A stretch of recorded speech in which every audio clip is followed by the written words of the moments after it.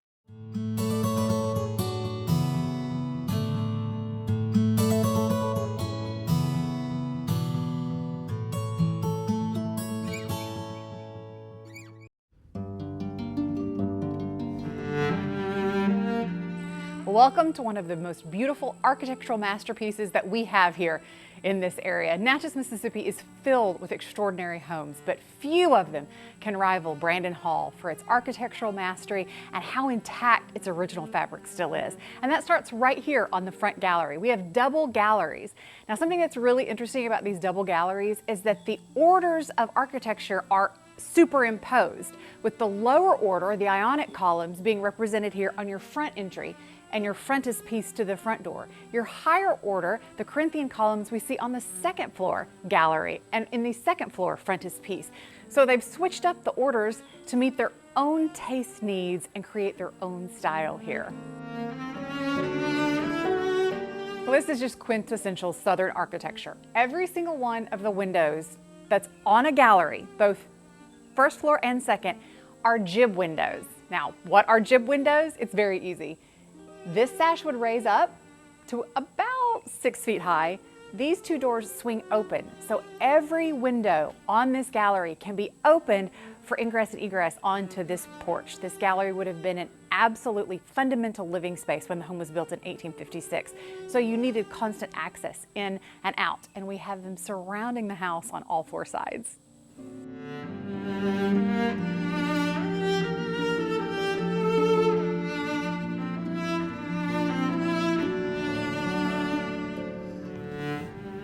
Brandon Hall is located in a park-like setting east of the Natchez Trace Parkway. Built in 1856, the Greek Revival house is one of the grandest plantation mansions in Adams County. The house was built as the home of Gerard Brandon III and his wife Charlotte. Brandon was the son of Gerard Brandon Jr., the first native-born governor of Mississippi, and the grandson of Gerard Brandon, who arrived in Mississippi during the Spanish period and established nearby Selma Plantation. After the deaths of Gerard and Charlotte Brandon in the 1870s, the house became the home of their daughter Elizabeth and her husband Aaron Stanton. Stanton was the son of David Stanton of the Elms and the nephew of Frederick Stanton of Stanton Hall. The house remained in the ownership of the Brandon family until 1914.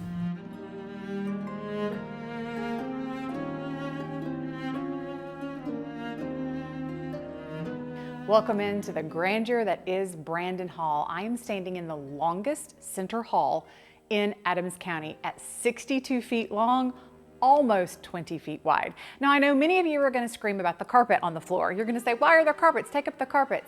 This is actually a replica of the original carpet that was on this floor. When this home was built, having carpeted floors was a sign of great wealth. So these are completely period appropriate for the home.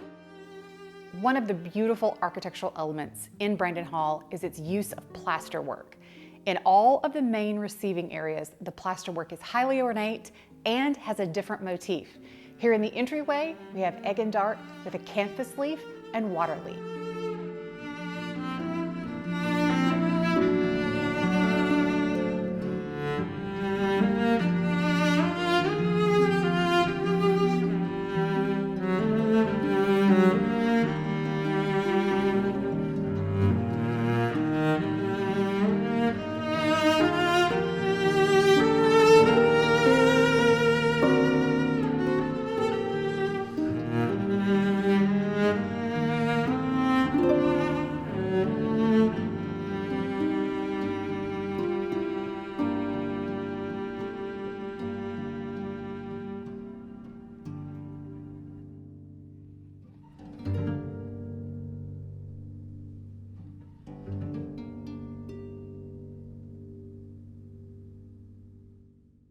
We've been telling you for weeks how much we love our Miracle sheets and how we're addicted to them. But don't take our word for it. Mama Restoration bought herself a set this week. Let's hear what she has to say. I absolutely love my Miracle sheets. Lane and Kevin told me about them, and I love them. They are comfortable and feel really expensive.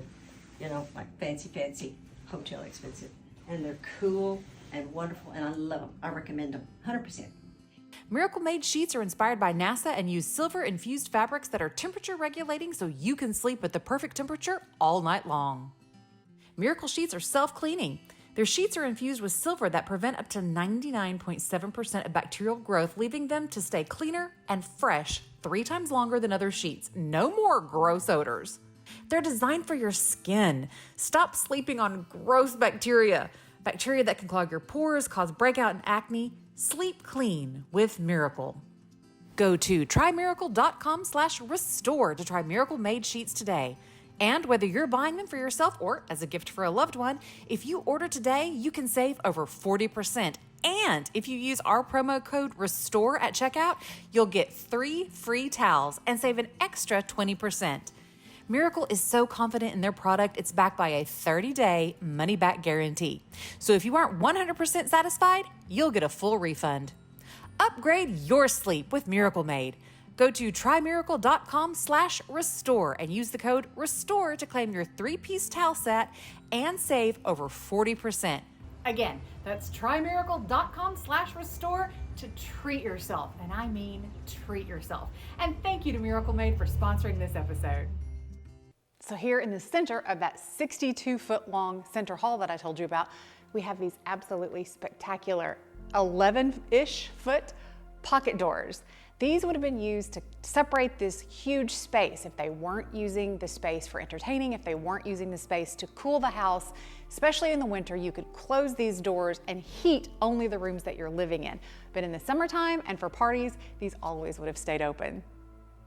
This is one of the most famous newel posts here in Adams County, this gorgeous swan neck piece that looks just as beautiful today as it did when this home was built in 1856. Now, a lot of you ask this question because you're accustomed to going into historic homes that have these grand staircases right at the front. They were meant to be a showpiece, a status symbol at the front of the house. And in many of our Natchez grand homes, the staircases are actually tucked away and hidden. They're out of the center hall. That is because of the climate here. You don't want anything sticking out into your center hall that's going to impede that flow of air when you open the front door and the back door and you get that cross breeze through. The last thing we want to do is put a big architectural element in the middle of the space to stop the breeze. So here in Adams County, we see an evolution of architecture where the 1812 homes do have beautiful staircases right in the front entry. Then as the homes get a little bit newer, we get into the late 40s, early 50s, and right up to the Civil War, we're tucking these staircases away.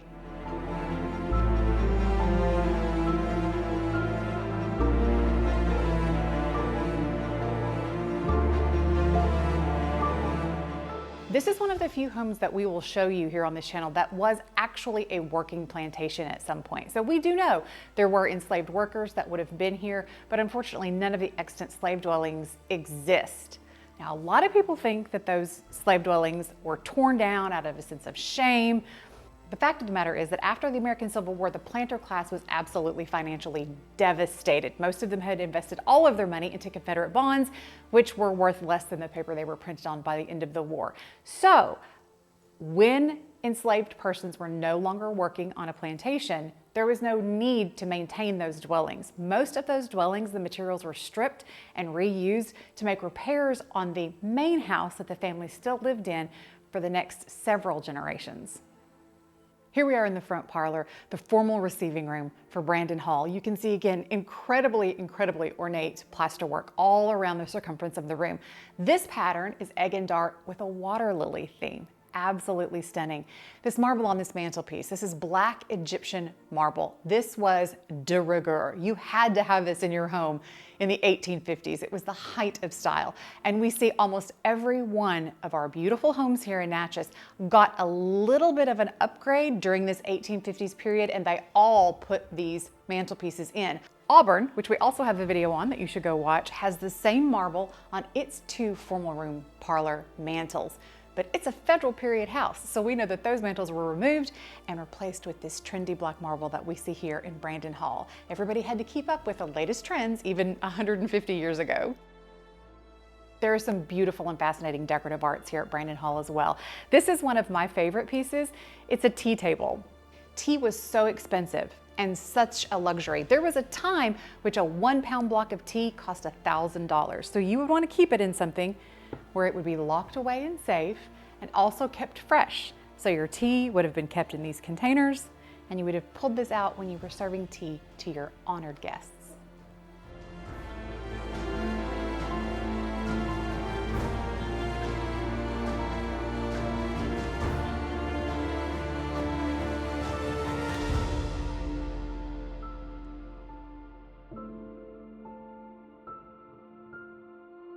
Now we're in the second parlor. Something really interesting about Brandon Hall that we don't see anywhere else is the fact that it is a 3-pile design.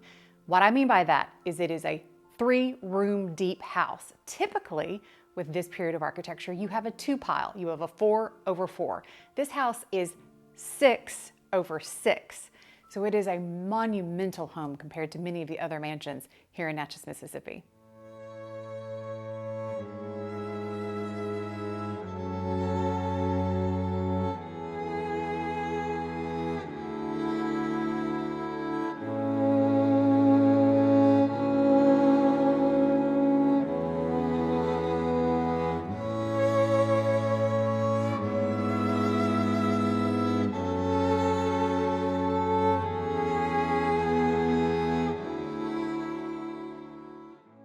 I had to show you this. This is a lady's work desk, work table, sewing table.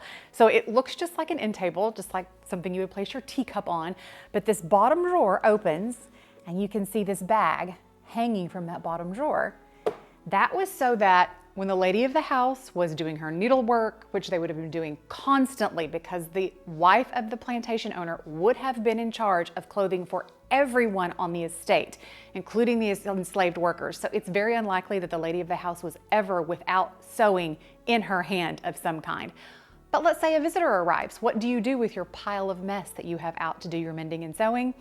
You open up this little drawer, you throw it in, and it disappears while still being a beautiful piece of furniture. So I would say it is the 19th century equivalent of a junk drawer. Well, this room features more extraordinary plaster work with a high-style acanthus leaf design circling this room. Again, very obvious that these rooms were meant to be public rooms. We have extremely expensive cornice work everywhere, and again, another black Egyptian marble fireplace mantel. When you're looking at a home through the eyes of architectural history, some rooms are fascinating that are not nearly as elaborate as the large formal rooms. This is the dining room and has always been the dining room, but you'll notice the cornices around the top are very, very simple. We no longer have the high style plaster in here. The entablatures and architraves around the doorways and windows are completely thematically different in this room than they are in the front 2 rooms. They're still Greek Revival, but they are much more simple. They're actually exactly what we have at Hope Farm. So it's a complete style transition from our front 2 formal spaces into a 3rd formal space that would always have been public, but much less formal. It's a strange decision. It's a strange design decision to make. We have a much more simple wooden mantel. We have very simple cornices in a very public space. Well, this is one of the treasures of Brandon Hall, and there are many treasures of Brandon Hall, but it has its original punka fan. The punka fan was imported from the West Indies. It serves 2 purposes. Obviously, one of them is to keep the diners cool. It would have moved in the evenings by means of a rope and pulley system while diners were enjoying their food, but it has a little colloquial nickname that is a shoe fly fan. Part of its job was to keep the insects away from the diners and from the food. You have to remember, this home was built about 70 years before the invention of window screening. So it was imperative that these windows stay open all the time for airflow and ventilation, but that also allowed all the bugs in. So this little invention helped keep some of those bugs at bay during dinner time. Here we are in the family's private parlor. This would have been where the ladies of the house conducted the day-to-day business of running this household. So as you can see, Very, very, very simple mantelpiece. Very simple cornices. We still have a plaster medallion in the center of the room from which the light hangs, but it is far more simple and less refined than those in the public spaces. But still a magnificent room with jib doors with these beautiful Greek pyramidal entablatures and architraves, a stunning room. Behind us is Mr. Brandon's study, so let's take a look at that.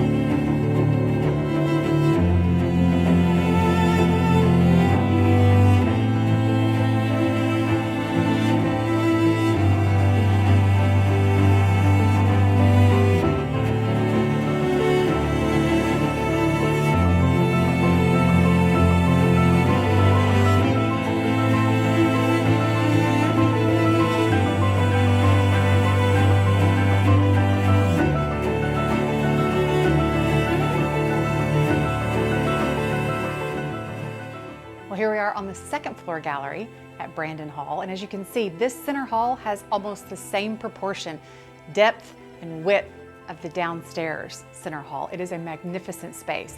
Now remember how I told you that very rarely do we see high style pulled into private spaces? Why spend the money? And yet here we have an absolutely exquisite set of Corinthian columns supporting this colonnade here that mimic the frontispiece of the door surround that's on the front gallery, and then the Corinthian columns that surround the second floor gallery. So it's a little bit of high style brought into a very private place. I also want to point out that the last time we brought you here to Brandon Hall, these floors were covered in an awful 1980s grayish carpet. Now they've been revealed and the beauty of this heart pine is exposed for the first time in decades.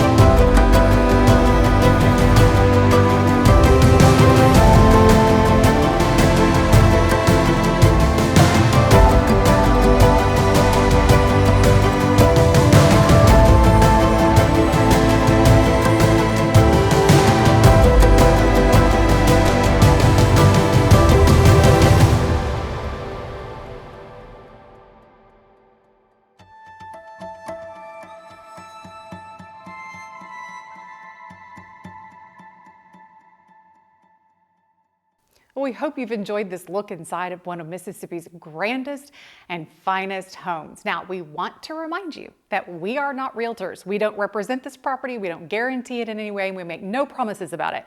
But what we can tell you is that it is for sale. Brandon Hall is looking for next caretaker. This is a thriving bed and breakfast and event venue business. So not only are you buying this absolutely important, magnificent home and the 40 acres on which it sits, you're buying a thriving business. So we'll put the link to the listing in the description below. We hope you've enjoyed this look back at our architectural past and a little bit of Mississippi history. We hope you'll join us next time on Preservation Travels with Lane and Kevin here at Our Restoration Nation. Give us a thumbs up and hit that subscribe button.